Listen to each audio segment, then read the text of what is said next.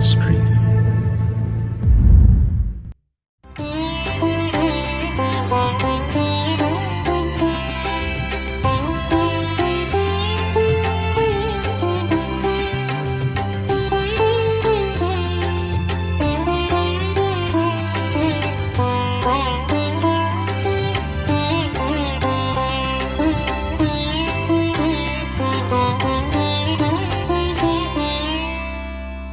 ஆண்டவரும் இரட்சகருமாகிய இயேசு கிறிஸ்துவின் நாமத்தினாலே காட் கூஸ் மினிஸ்ட்ரீஸின் யூடியூப் சேனல் வாயிலாக உங்களை சந்திப்பதில் பெரும் மகிழ்ச்சி அடைகிறேன்.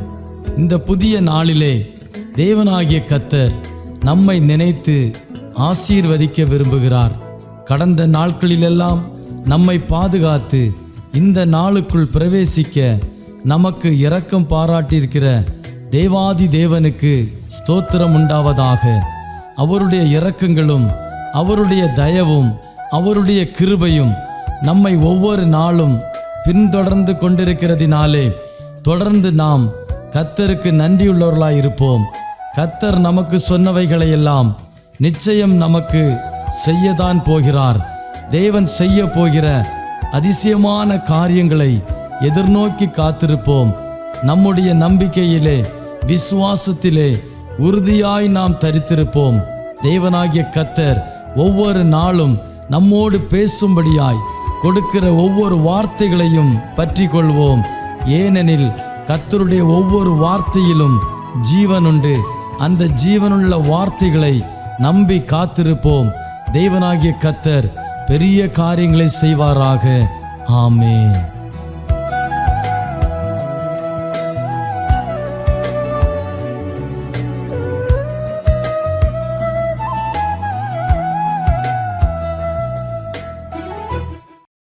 அவருடைய இரக்கங்களினாலே நம்மை முடிசூட்டி நடத்தின கிருபைகளுக்காக ஆண்டவரை ஸ்தோத்திரிக்கிறேன். அவருடைய இரக்கங்களுக்கு முடிவில்லை என்பதாக நாம் வேதத்திலே வாசிக்கிறோம். நாம் கடந்து வந்த பாதைகளிலே வந்த வேதனைகள், கண்ணீர்கள், வாழ்க்கையில் வந்த எல்லா சூழ்நிலைகளிலும் தேவனுடைய கிருபை, அவருடைய இரக்கம் நம்மை பாதுகாத்ததற்காக ஆண்டவரை ஸ்தோத்திரிக்கிறேன். இந்த நாளிலும் நம்முடைய தியானத்திற்காக மத்தேயு எழுதின சுவிசேஷம் 11ஆம் அதிகாரம் 28வது வசனத்தை நான் உங்களுக்காக வாசிக்கிறேன். வருத்தப்பட்டு பாரம் சுமக்கிறவர்களே, நீங்கள் எல்லோரும் என்னிடத்திலே வாருங்கள், நான் உங்களுக்கு இளைப்பாறுதல் தருவேன் என்பதாக இயேசு சொல்லியிருக்கிறார். இந்த வேத வசனத்தின் மூலமாக ஆண்டவர் நம்மோடு இந்த நாளிலே பேசும்படியாய் ஜெபத்தோடு எதிர்பார்ப்போடு தேவனுடைய வார்த்தை கேட்கும்படி உங்களை கேட்டுக்கொள்கிறேன். ஆண்டவர் இயேசு கிறிஸ்து தம்மிடத்தில் வந்த ஜனங்களை பார்த்து சொன்ன ஒரு அருமையான வார்த்தை தான் நாம் இந்த இடத்துல வாசித்து கேட்டோம். இயேசு கிறிஸ்துவின் ஊழிய நாட்களிலே அவருடைய அருகாமையில் வந்ததான மக்கள் பலவிதமான வருத்தங்கள், கவலைகள், பிரச்சனைகள், தேவைகள், வியாதிகள், பிசாசின் கட்டுகள், இப்படி பலவிதமான சூழ்நிலைகளில் இருந்த மக்கள் இயேசு கிறிஸ்துவின் வசனத்தை கேட்கும்படியாய் அவரிடத்திலே வந்ததாக நாம் வேதத்திலே வாசிக்கிறோம். அவரிடத்தில் வந்த மக்களை பார்த்து ஆண்டவர் சொன்ன ஒரு வார்த்தையை தான் இந்த இடத்திலே நாம் வாசித்தோம். முதலாவது இயேசு சொன்னார், வருத்தப்படுகிறவர்களே என்பதாக.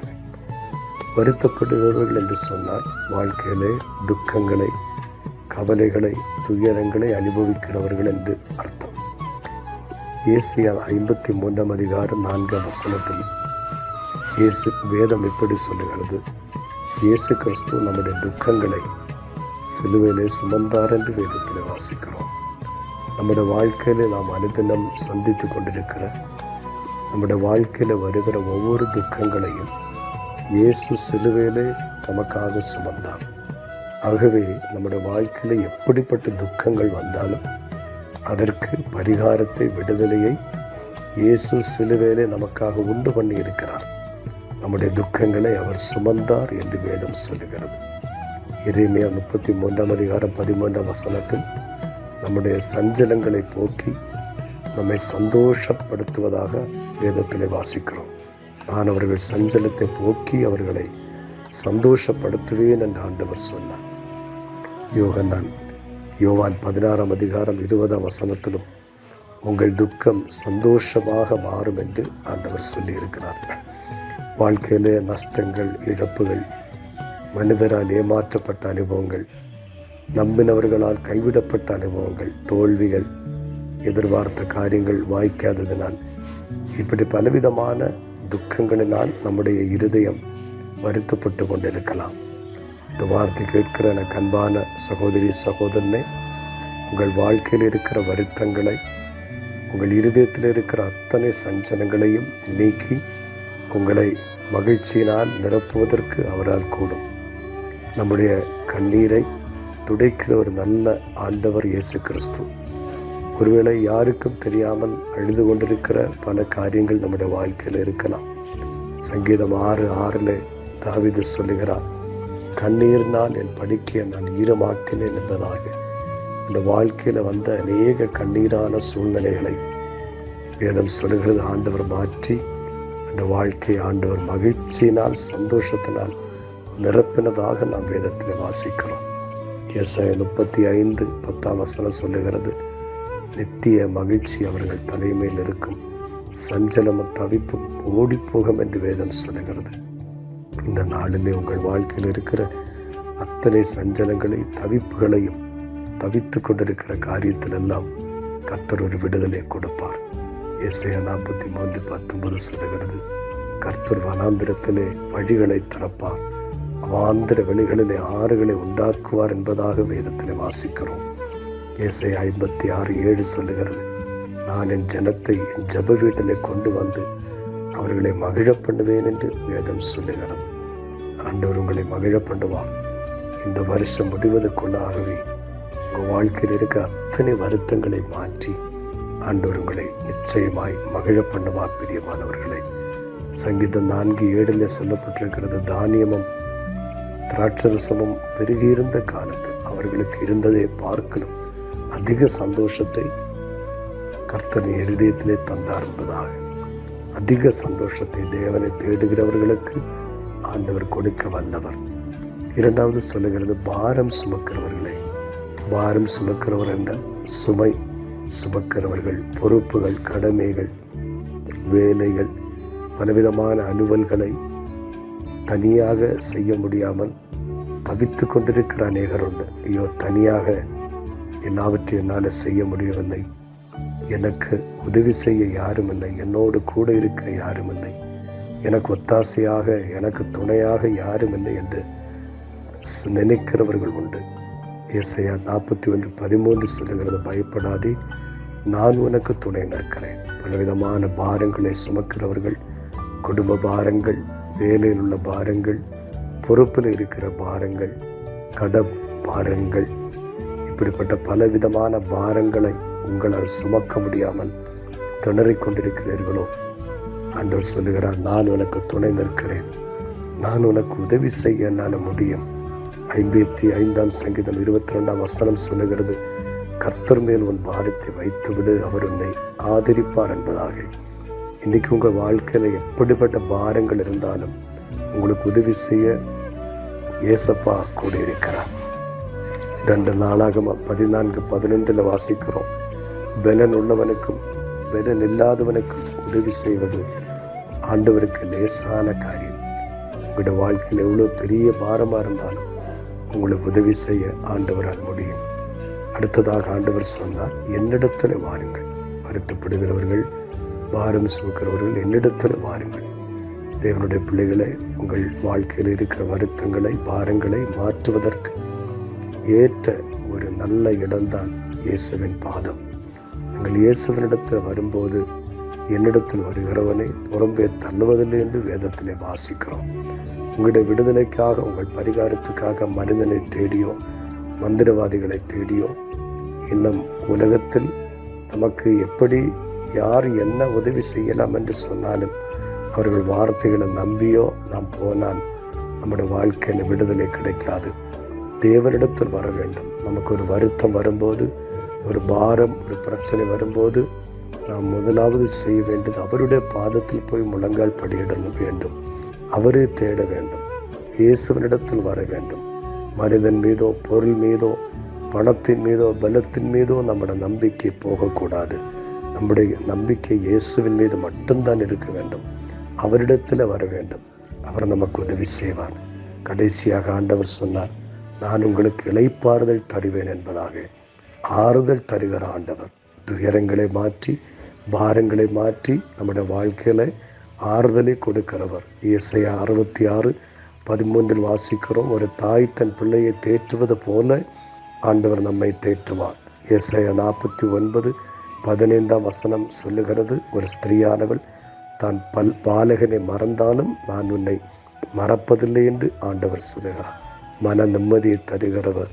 இன்றைக்கு வாழ்க்கையில் நிம்மதி இல்லாமல், சமாதானம் இல்லாமல், துயரங்களினால், கவலைகளினால் பாரப்பட்டிருக்கிற எனக்கு அன்பான சகோதரி சகோதரனே, இயேசப்பா உங்களுக்கு ஆறுதலை கொடுப்பார். எல்லா சூழ்நிலைகளையும் ஆண்டவர் மாற்றுவார். உங்கள் வாழ்க்கையில் ஆண்டவர் பெரிய காரியங்களை செய்வார். இந்த வசனத்தை கேட்கிற ஒவ்வொருடைய வாழ்க்கையிலும் ஆண்டவர் ஆறுதலையும் சமாதானத்தையும் தந்தருள்வாராக. ஆமென். ஆமென்.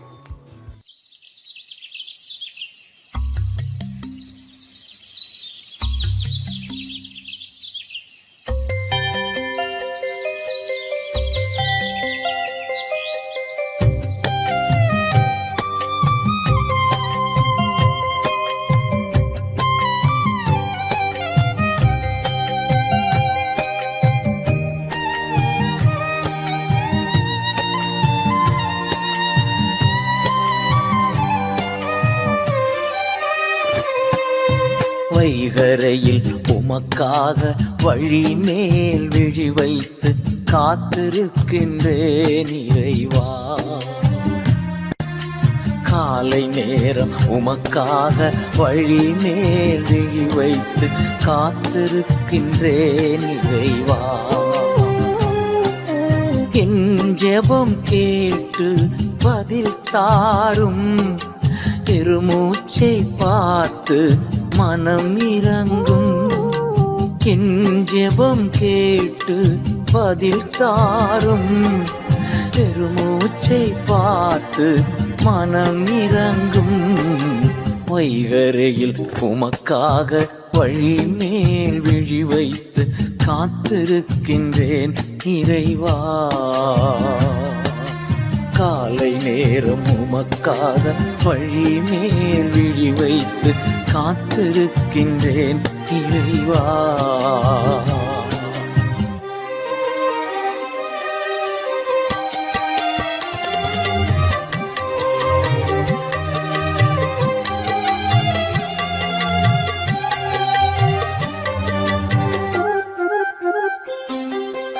உம் இல்லம் வந்தேன் உம் கிருபையினார், பயபக்தியோடு பணிந்து கொண்டே.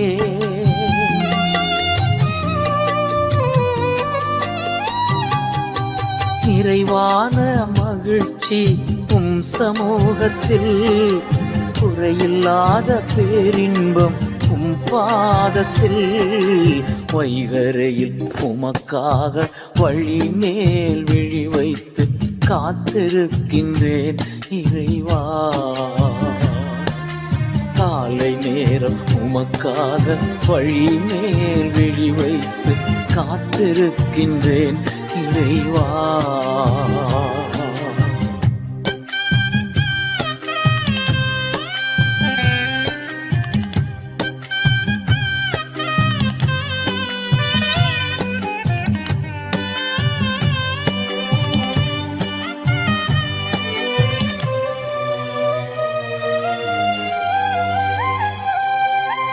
ஆட்சி செய்யும் ஆளுநர் நீர்தானையா, உம்மை அன்றி வேறு ஒரு செல்வம் இல்லையே.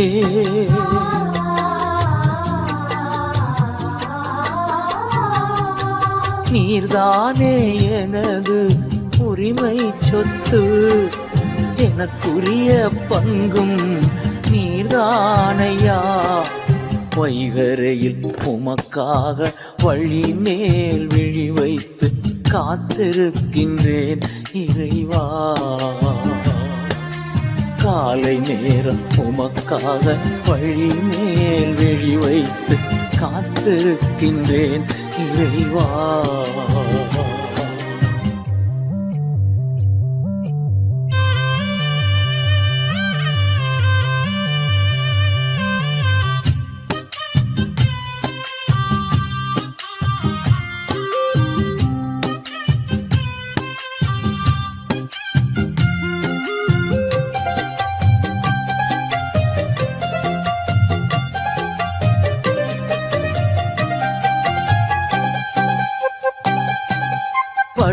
குழியில் பாதாளத்தில் விடமாட்டி அழிந்து போக அனுமதியும் தரமாட்டி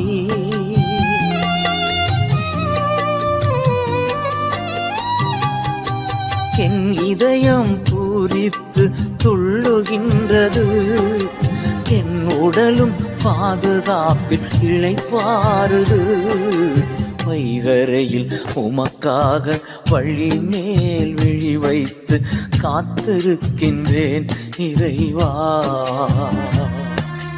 காலை நேரம் உமக்காக வழி மேல் விழி வைத்து காத்திருக்கின்றேன் இறைவா.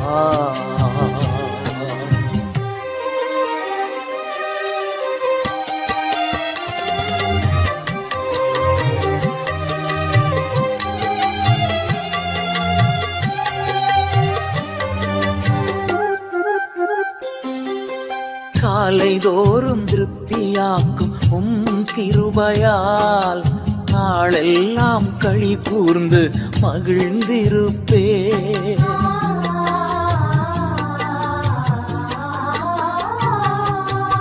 எப்போதும் என் முன்னே நீர்தானையா, ஒருபோதும் அசைவுற விடமாட்டே. வைகரையில் உமக்காக வழி மேல் விழி வைத்து காத்திருக்கின்றேன் இறைவா. காலை நேரம் உமக்காக வழி